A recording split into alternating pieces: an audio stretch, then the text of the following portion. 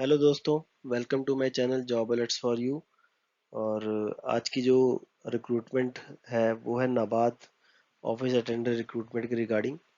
नाबार्ड आपको पता ही होगा कि एक बैंक है, तो उसके बारे में हम जानते हैं। ये सेंट्रल गवर्नमेंट के अंडर आता है फुल्ली।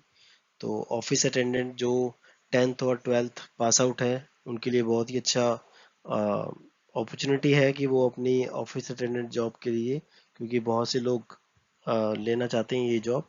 तो बैंकिंग में एक तो टाइम लिमिटेड होता है, 10 बजे से 2 बजे तक, 3 बजे तक आपको जाना है और ऑफिस अटेंडेंट। और आपको सैलरी भी अच्छी मिलेगी क्योंकि सेंट्रल गवर्नमेंट के अंडर ये आता है नाबार्ड बैंक। तो आइए इसके बारे में जानकारी लेते हैं। तो ओपनिंग का नाम है और पोस्ट का नाम है नाबार्ड, जो कि एक बैंक है। Office attendant online post form है। और जो टोटल वैकेंसी यहाँ पर है वो है 108 108। तो आइए इसके बारे में डिटेल जानते हैं।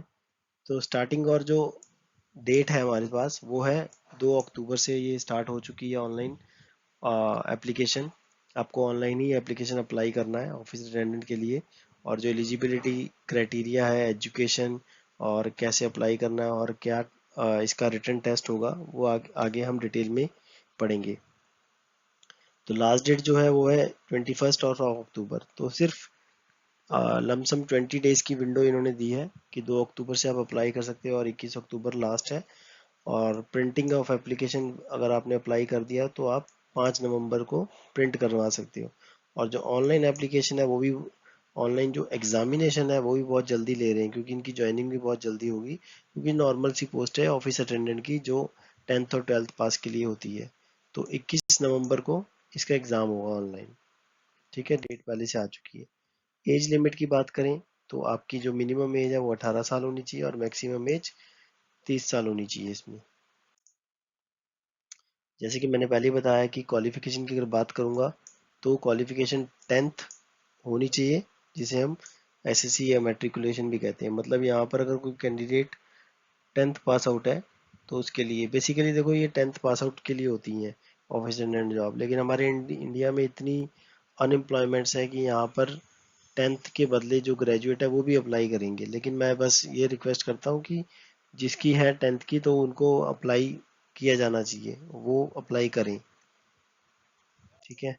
और एप्लीकेशन फ़ीस की बात करें तो नॉर्मल है 500 फीस है, जिसमें से एप्लीकेशन फ़ीस 450 है और जो बैंक चार्जेस होते हैं वो 50 रुपीज़।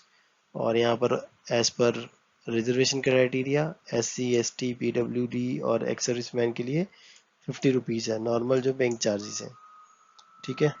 तो ये हमारी, आप पेमेंट मोड कुछ भी कर सकते हैं online, master visa card, debit card, credit card, IMPS, क्योंकि 500 रुपये ही है तो आप पे कर सकते हो। वैकेंसी का नाम आपको पता ही है, ऑफिस अटेंडेंट, और ये ग्रुप सी में आती है। ठीक है। गवर्नमेंट की जितनी जॉब्स होती हैं ग्रुप डी ख़त्म कर दी हैं वैसे तो पहले ये ग्रुप डी में थी, तो अब ग्रुप सी में हो गई है। और ग्रुप ए और बी अदर है, ऑफिसर कैडेट की जॉब्स होती हैं। Total vacancy 108। यहाँ पर मैंने एक ऑफिशियल नोटिफिकेशन की स्क्रीनशॉट लगाया है ताकि आपको ये हो कि ये ऑथेंटिक अपॉर्चुनिटी है। तो ऑफिस अटेंडेंट ग्रुप सी 2024। ठीक है, नाबार्ड की होती है, national bank for agriculture and rural development. तो आपको एक इसके डिटेल नोटिफिकेशन में आपको जाना पड़ेगा, क्योंकि आप जिस स्टेट से बिलोंग करते हो आप उसी में अप्लाई कर सकते हो, क्योंकि लोकल लैंग्वेज भी आनी ज़रूरी है। ठीक है।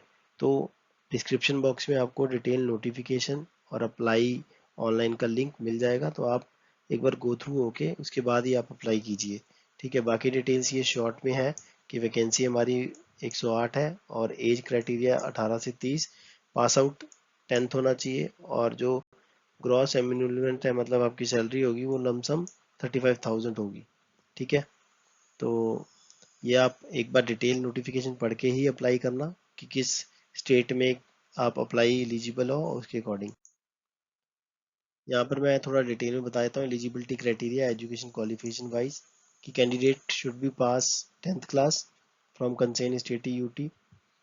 ठीक है। एंड इन एडिशन टू उस कैंडिडेट के पास डोमिसाइल सर्टिफिकेट होना चाहिए, मतलब वो उस जिस रीजन के अंडर वो अप्लाई कर रहा है तो उसके पास वो सर्टिफिकेट होना चाहिए। ऐसा नहीं है कि महाराष्ट्र वाला कैंडिडेट पंजाब के लिए अप्लाई कर सकता है या पंजाब वाला महाराष्ट्र के लिए। अगर पंजाब में आपने 10वीं की है तो आप पंजाब के लिए ही अप्लाई करोगे, नहीं तो बैंक कभी भी आपको ये कैंसिल कर सकता है, क्योंकि लोकल लैंग्वेज आनी जरूरी है। ठीक है। और यहाँ पर एक्स सर्विस मैन की कैटेगरी है कि एक्स सर्विस मैन भी 10th पास आउट होना चाहिए, और फिर 15 साल जो डिफेंस की सर्विस होती है कि वो एक्स सर्विस मैन कहलाता है 15 साल के बाद, तो वो एक एक्स सर्विस मैन हो। ठीक है। अब सिलेक्शन प्रोसीजर की बात करें तो एक टेस्ट होगा आपका, ऑनलाइन टेस्ट होगा 10th पास आउट के लिए, और एक लैंग्वेज प्रोफेशनल टेस्ट होगा। मतलब एलपीटी का वही मैंने आपको बताया कि अगर आप स्टेट में हो, जिस स्टेट के लिए अप्लाई कर रहे हैं, तो उसी स्टेट की आपको लोकल लैंग्वेज का टेस्ट होगा। तो जो टेस्ट है, ऑनलाइन टेस्ट की बात करें तो रीजनिंग के क्वेश्चन आएंगे। ये सारे जो लेवल होंगे वो 10th लेवल के ही होंगे। रीजनिंग का होगा, इंग्लिश का होगा, जनरल अवेयरनेस, न्यूमेरिकल एबिलिटी। ठीक है, जैसे जनरल अवेयरनेस के लिए आप लूसेंट की बुक फॉलो कर सकते हैं और करंट अफेयर आप ऑनलाइन पढ़ सकते हैं। तो 90 मिनट का एग्जाम होगा और ईच सेक्शन में से 30 क्वेश्चन होंगे। ठीक है। तो 90 मिनट्स में आपको 120 का होगा और 120 ही मार्क्स होंगे। अब एलपीटी सेकंड जो होगा एलपीटी, अब all the selected wait list candidate would require to undergo a language proficiency test. The LPT will be conducted in official language of the state or for which the candidate has applied in online application. Like आप पंजाब के लिए apply कर रहे हैं तो पंजाबी होगी, महाराष्ट्र के लिए होगा तो मराठी होगी। तो LPT will be qualify in nature, qualify के लिए होगा, इसमें कोई मार्क्स जुड़ेंगे नहीं। वो कैंडिडेट नॉट क्वालिफाइंग और passing the LPT would be disqualify. The details of LPT conducted would be available on NABARD website after declaration of the online examine results. A list of language specifier of the concern given in annexure 1। तो annexure 1 आपका already मैंने बताया, description box में मिल जाएगा आपको, तो आप वहाँ से चेक कर सकते हो कि आपकी कौन सी स्टेट की कौन सी लैंग्वेज आपको एक क्वालिफाइंग टेस्ट देना पड़ेगा।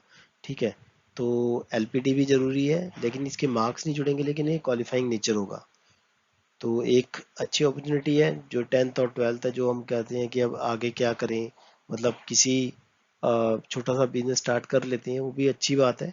लेकिन अगर आपको थोड़ी सी प्रिपरेशन करके अगर आपको एक बैंक में अच्छी रिस्पेक्टेबल जॉब मिल रही है तो जो ज़्यादा बेटर है। तो जितने भी आपके नोन में है जिन्होंने 10th 12th की हुई है और वो जॉब्स के लिए प्रिपरेशन कर रहे हैं, चाहे वो एसएससी हो, चाहे वो कोई और हो, तो वो नबात के लिए अप्लाई कर सकते हैं।